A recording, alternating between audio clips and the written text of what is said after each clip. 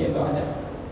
Allahumma inna na'udzubika min ilmin la yanfa' wa min qalbin la yakhsha' wa min nafsin la tashba' wa min du'ain la yustajab lahu. Hadirin jamaah salat zuhur rahimakumullah, tentunya kita kembali berharap kepada Allah agar dimudahkan kita meningkatkan kualitas zikir kita kepada Allah dan syukur kita nikmat yang tidak mungkin kita pungkiri, dan kemudian kita berharap semoga dengan zikir dan syukur kita menambahlah kualitas iman kita kepada Allah Subhanahu wa taala. Baik, hadirin rahimakumullah, semoga ke depan waktu yang singkat ini Allah berkahi, berkah dalam arti bertambah kebaikan atau minimal bertahannya kebaikan yang Allah sudah berikan kepada kita. Semoga ada kebaikan dari hidup kita setelah kita menikmati ibadah sholat kita, dan semoga ini bagian dari cara kita mendekatkan diri kepada surga Allah, karena Rasul bersabda, "Man salaka thariqan yaltamisu bihi ilman sahalallahu lahu bihi thariqan ilal jannah." Semua upaya untuk lebih dekat kepada ilmu membuat kita diharapkan lebih dapat menapaki jalan menuju surga Allah Subhanahu wa taala. Baik, hadirin rahimakumullah, tema kita di siang hari ini sampaikan tadi adalah jangan lagi mendolimi diri sendiri. Biasanya ketika disebut kata bapak itu mendolimi saya, itu yang terasa adalah hal yang besar, hal yang sangat menyakitkan. Apalagi kalau ada orang naudzubillah sampai merampok, menyakiti, membakar yang lainnya, mereka bilang ini orang telah mendolimi kita atau kami telah didolimi.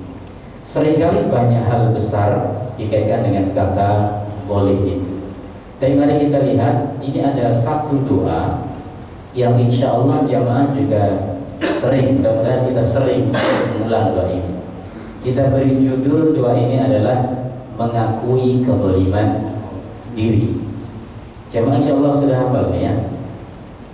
Kalau kita baca pelan kan bunyinya, Allahumma inni zalamtu nafsi zulman katsiran wa la yaghfiru dzunuba illa anta faghfirli maghfiratan min 'indik warhamni innaka antal ghafurur rahim. Kalau kita cermati makna dari ungkapan doa ini, Allahumma inni zalamtu nafsi zulman katsiran wa fi riwayatin zulman kabira. Ya Allah, sesungguhnya aku telah mendolimi diriku sendiri dengan kezaliman yang banyak. Riwayat lain zulman kabir, kezaliman yang besar. Ini statement pertama, pengakuan sebuah kezaliman, dan menggunakan kata inni yang berarti sesungguhnya aku, penguatan statement di sini. Yang berikutnya dikatakan wala yaghfiru dzunuba illa anta, dan tidak ada yang mengampuni dosa-dosa kecuali Engkau ya Allah. Faghfirli, maka ampuni aku ya Allah, maghfiratan min 'indik, dengan pengampunan yang bersumber dari sisi. Warhamni, dan rahmati aku ya Allah, sayangi aku ya Allah, innaka antal ghafurur rahim, sesungguhnya Engkau adalah Zat yang Maha Pengampun lagi Maha Penyayang. Sebelum kita lanjut, ada satu pelajaran penting di sini dari semua yang lain yang kita bisa gali. Coba kita sering membaca firman Allah, ketika menyebut kata Ghafur lebih sering dilanjutkan dengan kata Rahim, Ghafurur Rahim. Dan di doa juga demikian, innaka antal ghafurur rahim, sesungguhnya Engkau adalah Zat yang Maha Pengampun lagi Maha Penyayang. Ini memberi pesan bahwa ketika kita mengharap kepada Allah yang Maha Rahman lagi Maha Rahim, sebelum kita berharap rahmat dari Allah, maka berharaplah untuk memahami kata Al-Ghafur, di mana Dia adalah Zat yang Maha Pengampun. Memberi pesan, sebelum minta rahmat, mintalah diampuni.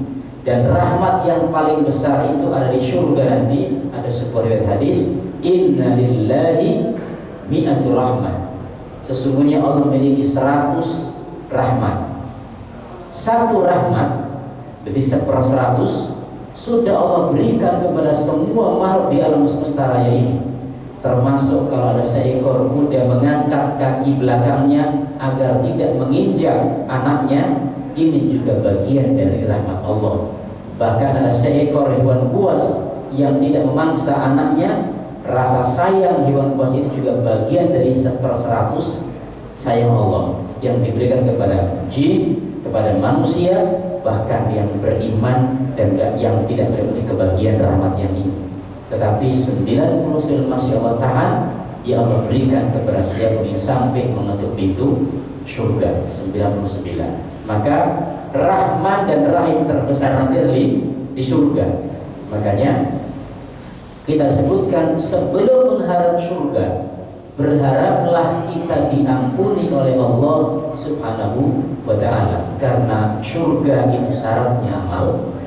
Sementara kita berharap untuk ke surga, tidak ke neraka, maka tidak di neraka syaratnya adalah diampuni oleh Allah Subhanahu wa ta'ala. Ada pengampunan di sini.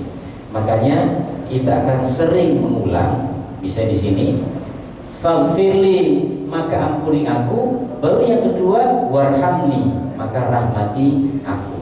Di ujung ayat di surah Al-Baqarah yang ujungnya faghfir lana warhamna anta maulana fansurna 'alal qaumil kafirin, fa'fu 'anna waghfir lana, baru warhamna, baru minta dirahmati setelah minta diampuni. Semoga Allah merahmati kita tidak cuma di bumi, tapi juga sampai di ujung surga kita dapatkan. Tapi syaratnya adalah berbululah pengampun dari Allah Subhanahu wa ta'ala.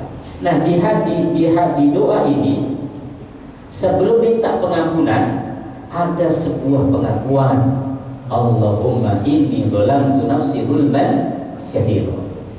Bapak sekalian, insyaallah hafal ini ya, atau sering mengulang ini ya. Saya mau ada pertanyaan, ada yang tahu tidak latar belakang doa ini seperti apa? Kisah awal munculnya doa ini. Ini doa teksnya dari Rasulullah SAW. Maknanya pun juga beliau sampaikan tentunya. Nah, bagaimana kisah awal doa ini? Kisah awal doa ini boleh kita sebutkan adalah terkait dengan sosok yang sangat-sangat mulia, dan beliau adalah Abu Bakar As-Siddiq radhiyallahu anhu. Kenapa enggak mulia? Jadi beliau ini dinilai sebagai laki-laki dewasa pertama yang beriman kepada Rasulullah ketika Rasul diutus. Kemudian beliau juga telah menjadi mertuanya Rasulullah karena Aisyah radhiyallahu anha anak beliau menikah dengan Rasulullah. Perjalanan hijrah yang dahsyat itu ditemani juga oleh Abu Bakar As-Siddiq. Ini sisi kedekatan dengan Rasulullah. Derma beliau susah dikalahkan. Umar bin Khattab pernah memberikan separuh hartanya untuk dakwahnya Rasulullah, tapi kemudian ternyata Abu Bakar memberikan seluruhnya. Di awal dakwah kita kenal seorang sahabat yang bernama Bilal bin Rabah, seorang budak berkulit hitam, berambut keriting itu, yang ternyata kelak sempat menjadi seorang gubernur di Mesir ketika disisa oleh Umayyah. Yang memerdekakan adalah juga dengan dana atau uangnya Abu Bakar As-Siddiq diperdekakan. Jadi sisi perjuangan dahsyat, dan kelak menjadi khalifah juga yang pertama menjadikan tugas berikut setelah Rasulullah SAW, cukup menggambarkan beliau sosok yang sangat mulia, sangat baik, jauh dari kezaliman. Nah, ternyata dalam riwayat ini, maaf saya bahwa tadi apa pointer tadi ternyata baterainya baik. Kita baca an Abi Bakr As-Siddiq, dari sahabat Abu Bakar As-Siddiq radhiyallahu anhu, annahu qala li Rasulillah sallallahu alaihi wasallam, bahwasanya beliau telah berkata kepada Rasulullah sallallahu alaihi wasallam. Seperti apa kalimatnya? Lanjutan itu, alimni du'aan ad'u bihi fi sholati. Wahai Rasulullah, ajari aku doa yang akan aku katakan doa tersebut, aku pakai doa itu fi sholati, di dalam sholatku. Jadi Abu Bakar As-Siddiq sosok mulia ini, mertuanya Rasulullah, minta kepada menantunya itu Rasulullah, ajari aku berdoa dengan doa yang akan aku pintakan. Doa itu di dalam sholatku, bukan qabla sholat, juga bukan ba'da sholat, bukan sebelum atau setelah sholat, tapi fi sholati, di dalam sholat. Di antara pelajarannya adalah bahwa seorang sahabat yang begitu mulia untuk urusan berdoa saja masih minta diajari oleh Rasulullah Sallallahu Alaihi Wasallam. Maka boleh kita sebutkan doa tertinggi itu adalah di Al-Quran, yang disebut doa banyak di sana, dan juga doa yang sangat luar biasa baik adalah doa yang makna dan teksnya pernah dilafalkan oleh Rasulullah Sallallahu Alaihi Wasallam. Maka sahabat memohon kepada Rasulullah diajari doa, di antaranya beliau Abu Bakar As-Siddiq. Kita lanjutkan. Apa kata Rasulullah menjawab, mengomentari permintaan dari Abu Bakar As-Siddiq? Maka qala, beliau pun Rasulullah bersabda, kul, katakan wahai Abu Bakar. Baik, kita jeda dulu sampai di sini. Kata kul ini Rasul sampaikan kepada sahabat yang minta doa, bukan bacalah. Kita sering kalau ada acara, siapa yang baca doa, gitu kan? Kita kepada anak sebelum makan, nah sudah baca doa, nah baca lagi. Habis sholat tanya, nah kamu sudah baca doa belum? Doa habis sholat, baca, baca dan baca. Padahal rata-rata doa, bahkan zikir juga sama, itu kalimat adalah kul, katakan. Memberi pesan apa? Kalau kita masing-masing berbeda suku, berbangsa Indonesia, berbahasa Indonesia, bahasa kita Indonesia. Begitu kita baca Quran, nak sudah baca Quran? Sudah baca. Memberi pesan bahwa walaupun tidak mengerti maknanya, yang penting sudah baca, tidak ada masalah. Tapi kalau doa, perlu kita rubah cara bicara kita kepada anak kita, generasi ini. Jangan nak sudah baca doa, sudah. Apa doanya? Bermacam doa disebutkan. Tetapi kalau kemudian, nak kamu sudah ngomong apa? Kamu sudah berkata apa kepada Allah? Atau bahasanya, kamu sudah minta apa kepada Allah? Kalau bahasanya sudah baca, si anak cukup mengatakan sudah, tadi sudah baca. Sebagaimana baca Al-Quran, walaupun gak ngerti maknanya. Kalau katakan, kamu tadi minta apa, nak? Anak berpikir, iya ya, tadi sebelum makan tadi saya minta apa? Setelah sholat tadi saya minta apa? Maka kul, katakan sebagaimana dalam bahasa hari, antum baca apa kalau ruku? Antum baca apa kalau sujud, gitu kan? Baca dan baca lagi. Coba firman Allah, la taqrabus sholata wa antum sukara hatta ta'lamu ma taqulun. Jangan dekati sholat kalau engkau sedang mabuk, sampai nanti kamu boleh mendekati sholat ketika kamu sudah tahu apa yang kamu katakan di dalam sholat. Jadi sehingga kita dalam sholat tadi itu kita berkata-kata, bukan baca dan baca. Kita berkata kepada Allah. Maka pertanyaannya, jika seseorang berkata, selayaknya dia ngerti apa yang dia ucapkan. Ini dia pesannya. Kul, katakan wahai Abu Bakar. Ini mertua yang minta kepada Rasulullah. Ternyata sosok yang soleh itu masih diminta Rasul untuk mengakui kezalimannya. Coba ini kita ulang. Kul, katakan wahai Abu Bakar. Apa kata Rasulullah menyatakan? Boleh kita baca bareng ya? Allahumma inni zalamtu nafsi zulman katsira wa la yaghfiru dzunuba illa anta faghfir li maghfiratan min 'indik warhamni innaka antal ghafurur rahim. Muttafaqun alaih. Hadis ini sahih, disepakati oleh Imam Bukhari, Imam Muslim.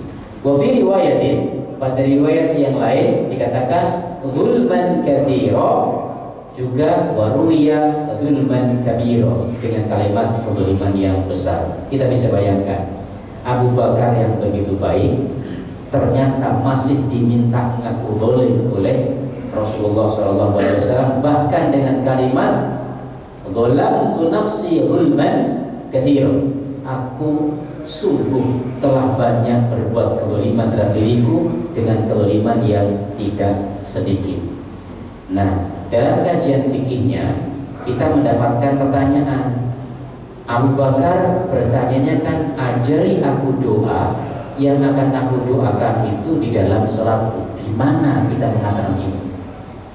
Di antara penjelasan Syekh bin Baz menjadi penjelasan, kita boleh mengatakan doa ini sebelum salam,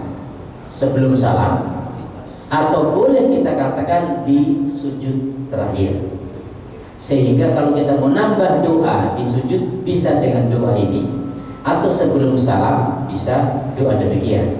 Maka disebut fi sholati, maka itu dalam sholat, bukan ba'da sholat. Adapun doa Allahumma a'inni ala dzikrika wa syukrika wa husna ibadati, ini pesan Rasulullah kepada sahabat Mu'adz ibn Jabal radhiyallahu anhu, tapi kata beliau la tad'anna dubura kulli sholatin.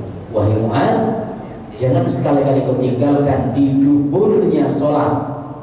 Ada yang menerjemahkan di belakang sholat, berarti ba'da sholat. Tidak masalah, kita katakan setelah salam. Tapi ada ulama mengkritisi, boleh juga kita katakan doa ini sebelum salam. Kenapa? Rasul tidak menyebutkan ba'da sholat, dan menyebutkan dubur. Nah, maaf nih, dubur di mana posisinya? Belakang siapa? Hah? Belakang kita kan? Nempel nggak dia? Maksud antum di dubur yang tinggal di sana kan enggak? Jadi boleh dikatakan dubur diartikan di ujungnya sholat sebelum salam. Nah, tapi kalau doa ini nggak ada perdebatan setelah atau sebelum. Justru kalimatnya adalah fi sholati, di tengah sholatku. Maka kita katakan